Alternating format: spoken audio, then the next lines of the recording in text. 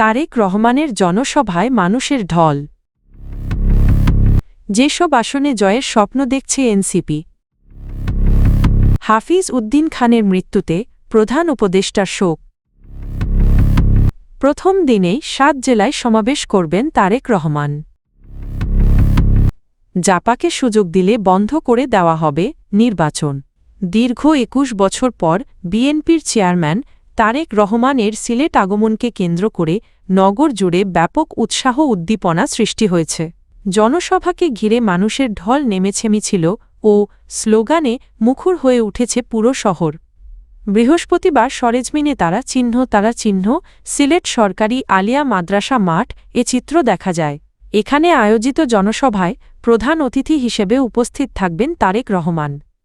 তারেক রহমানের এই ঐতিহাসিক আগমন ও জনসভাকে ঘিরে সকাল থেকেই সিলেট মহানগরের বিভিন্ন গুরুত্বপূর্ণ এলাকায় বিএনপি নেতাকর্মীদের সরব উপস্থিতি লক্ষ্য করা গেছে।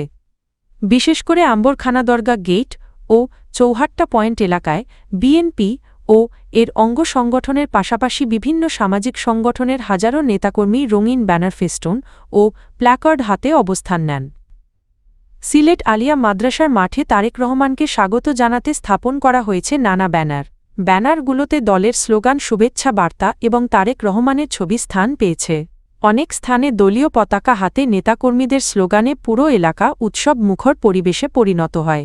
ত্রয়োদশ জাতীয় সংসদ নির্বাচনে জামায়াত নেতৃত্বাধীন ১০ দলীয় নির্বাচনী ঐক্যে অংশ নেওয়া দলগুলোর মধ্যে সবচেয়ে নবীন দল জাতীয় নাগরিক পার্টি এনসিপি। আসন সমঝোতায় দলটি ৩০টি আসন পেলেও প্রার্থিতা প্রত্যাহার না করায় আরও ২টি আসনে প্রতিদ্বন্দ্বিতায় রয়েছে। ফলে এবারের নির্বাচনে মোট ৩২টি আসনে শাপলা কলি প্রতীক নিয়ে মাঠে নামছে এনসিপি। দলটি এবারের নির্বাচনকে বড় চ্যালেঞ্জ হিসেবে দেখছে এবং গণ অভ্যুত্থানে নেতৃত্ব দেওয়া তরুণদের সংসদে প্রতিনিধিত্ব নিশ্চিত করার প্রত্যাশা করছে। দলীয় সূত্র ও রাজনৈতিক বিশ্লেষণে জানা গেছে অন্তত ১০টি আসনে এনসিপির হেভিওয়েট প্রার্থী রয়েছেন, যাদের ঘিরেই বড় স্বপ্ন দেখছে দলটি। ঢাকায় হেভিওয়েট প্রার্থী। ঢাকায় ৩টি আসনে এনসিপি শক্ত অবস্থানে আছে বলে মনে করছে দলটি। ঢাকা ১১ দলের আহ্বায়ক নাহিদ ইসলাম। ঢাকা ৮ মুখ্য সমন্বয়ক নাসিরউদ্দিন পাটোয়ারি। ঢাকা -18 আরিফুল ইসলাম আদিব। ঢাকার বাইরে সম্ভাবনাময় আসন। ঢাকার বাইরে ৭টি আসনে এনসিপি এগিয়ে আছে বলে দলীয় নেতারা দাবি করছেন। এর মধ্যে উল্লেখযোগ্য: রংপুর -4 আখতার হোসেন, কুমিল্লা -4 হাসনাত আবদুল্লাহ, পঞ্চগড় -1 সার্জিস আলম, নোয়াখালী ৬ আব্দুল হান্নান মাসউদ, নারায়ণগঞ্জ ৪ আবদুল্লাহ আল আমিন, কুড়িগ্রাম ২ আতিকুর রহমান মুজাহিদ, দিনাজপুর ৫ ডা আব্দুল আহাদ। তত্ত্বাবধায়ক সরকারের সাবেক উপদেষ্টা ও নাগরিক সমাজের বিশিষ্ট কর্মী এম হাফিজ উদ্দিন খান এর মৃত্যুতে গভীর শোক ও দুঃখ প্রকাশ করেছেন প্রধান উপদেষ্টা প্রফেসর মোহাম্মদ ইউনুস। এক শোক বার্তায় প্রধান উপদেষ্টা মরহুমের দীর্ঘ কর্মময় জীবনে রাষ্ট্র ও জনগণের কল্যাণে তার গুরুত্বপূর্ণ অবদানের কথা গভীর শ্রদ্ধার সঙ্গে স্মরণ করেন। প্রফেসর ইউনুস বলেন, এম হাফিজ উদ্দিন খান ছিলেন একজন সৎপ্রজ্ঞাবান ও দায়িত্বশীল রাষ্ট্রকর্মী। রাষ্ট্রসেবায় তার নিষ্ঠা ও নৈতিক অবস্থান সবার জন্য অনুকরণীয় দৃষ্টান্ত হয়ে থাকবে। তিনি আরও বলেন, ব্যক্তিগত জীবনেও হাফিজ উদ্দিন খান ছিলেন তার সহপাঠী ও ঘনিষ্ঠ বন্ধু। জীবনের নানা সময়ে তার প্রজ্ঞা, মানবিকতা ও স্পষ্টভাষিতা তাকে সমৃদ্ধ করেছে। তার মৃত্যুতে একজন বিশ্বস্ত সহকর্মী ও বন্ধুকে হারিয়েছেন বলেও উল্লেখ করেন তিনি। শোকবার্তায় প্রধান উপদেষ্টা বলেন, কর্মজীবনে সততা, নিষ্ঠা ও দক্ষতার পাশাপাশি পরবর্তীকালে রাষ্ট্রে সুশাসন প্রতিষ্ঠায় হাফিজ উদ্দিন খানের ভূমিকা জাতি শ্রদ্ধার সঙ্গে স্মরণ রাখবে।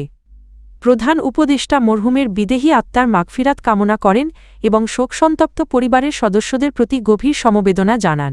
আগামী ১২ই ফেব্রুয়ারি অনুষ্ঠেয় ত্রয়োদশ জাতীয় সংসদ নির্বাচনের আনুষ্ঠানিক প্রচার শুরু হয়েছে। প্রার্থীদের প্রতীক বরাদ্দের পর আজ থেকেই মাঠে নেমেছে রাজনৈতিক দলগুলো। বিএনপি তাদের আনুষ্ঠানিক নির্বাচনী প্রচার শুরু করেছে সিলেট থেকে। বুধবার রাজধানীর গুলশান 2-এ বিএনপির কেন্দ্রীয় নির্বাচন পরিচালনা কমিটির কার্যালয়ে আয়োজিত সংবাদ সম্মেলনে প্রচারসূচি ঘোষণা করা হয়। সংবাদ সম্মেলনে জানানো হয় বিএনপির চেয়ারম্যান তারেক রহমান প্রথম দিনেই একাধিক জেলায় নির্বাচনী সমাবেশে যোগ দেবেন।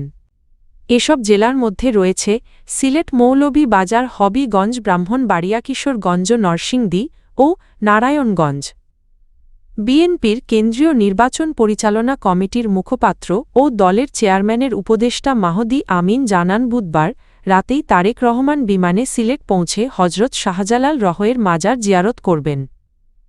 বৃহস্পতিবার সকালে তারা চিহ্ন সিলেট সরকারি আলিয়া মাদ্রাসা মাঠুন্ট তারা চিহ্ন-এ কার আয়োজিত নির্বাচনী সমাবেশে অংশ নেওয়ার মাধ্যমে আনুষ্ঠানিক প্রচার শুরু করবেন তিনি।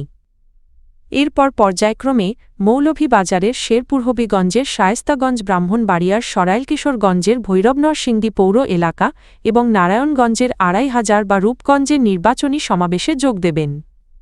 সব সমাবেশ শেষে বৃহস্পতিবার রাতেই তারেক রহমান ঢাকায় ফিরবেন। মাহদি আমিন আরও জানান, নির্বাচন কমিশনের অনুরোধকে সম্মান জানিয়ে এর আগে কয়েকটি কর্মসূচি বাতিল করা হয়েছিল যাতে অতিরিক্ত জনসমাগম না হয়। জাতীয় পার্টিকে জাপা, প্রতীক বরাদ্দ ও নির্বাচনে অংশ নিতে দেওয়া যাবে না, এমন হুঁশিয়ারি দিয়েছেন রাজশাহী জেলা এনসিপির বিলুপ্ত কমিটির সাংগঠনিক সম্পাদক নাহিদুল ইসলাম সাজু। তিনি বলেন, প্রয়োজনে রাজশাহীর নির্বাচন বন্ধ করে দেওয়া হবে। বুধবার সকালে রাজশাহী জেলা প্রশাসকের কার্যালয়ের সম্মেলন কক্ষে প্রার্থীদের উপস্থিতিতে প্রতীক বরাদ্দ কার্যক্রম চলাকালে জেলা রিটার্নিং কর্মকর্তার উদ্দেশ্যে এসব কথা বলেন তিনি। নাহিদুল ইসলাম সাজু বলেন, তার ভাই শহীদ আবু রায়হান ও সাকিব আঞ্জুম হত্যার সঙ্গে সংশ্লিষ্টদের সহযোগী হিসেবে জাতীয় পার্টিকে অভিযুক্ত করা হচ্ছে। তার দাবি, স্বৈরাচারী শাসন ব্যবস্থার সহযোগী ব্যক্তি ও দল হিসেবে জাতীয় পার্টির নির্বাচনে অংশ নেওয়ার অধিকার নেই। এ সময় জেলার রিটার্নিং কর্মকর্তা আফিয়া আক্তার বলেন, এ বিষয়ে লিখিত অভিযোগ নির্বাচন কমিশনে জানাতে হবে। নির্বাচন কমিশনের নির্দেশনা অনুযায়ী প্রয়োজনীয় ব্যবস্থা নেওয়া হবে। এদিকে জাতীয় নাগরিক পার্টির এনসিপি সদস্য সচিব আক্তার হোসেন জাতীয় পার্টির সমালোচনা করে বলেন, না ভোটের প্রচারণার মাধ্যমে জাতীয় পার্টি আবারও তাদের ফ্যাসিবাদী চরিত্র প্রকাশ করেছে। তিনি দাবি করেন, জনগণ এই প্রচারণায় গুরুত্ব দেবে না, বরং জাতীয় পার্টিকেই প্রত্যাখ্যান করবে।